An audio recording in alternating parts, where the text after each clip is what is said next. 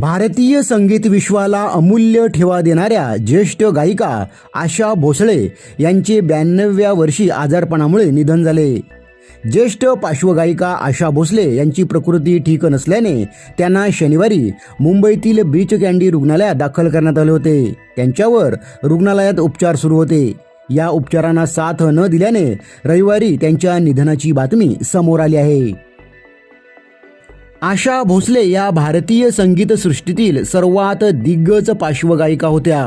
त्यांनी 8 दशकाहून अधिक काळ मराठी, हिंदीसह 20हून अधिक भाषांमध्ये 12,500हून अधिक गाणी गायली आहेत।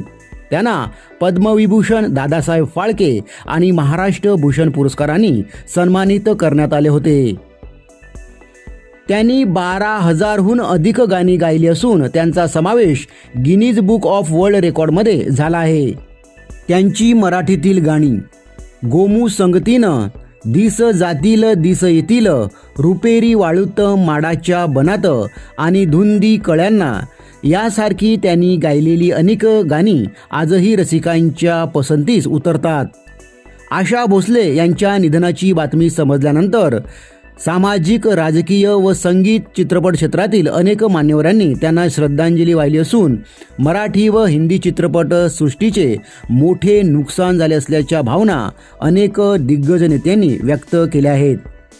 आशा भोसले यांच्यावर उद्या सोमवार दिनांक 13 एप्रिल रोजी दुपारी 4 वाजता मुंबईतील शिवाजी पार्क येथे शासकीय इतमामात अंत्यसंस्कार करण्यात येणार आहेत।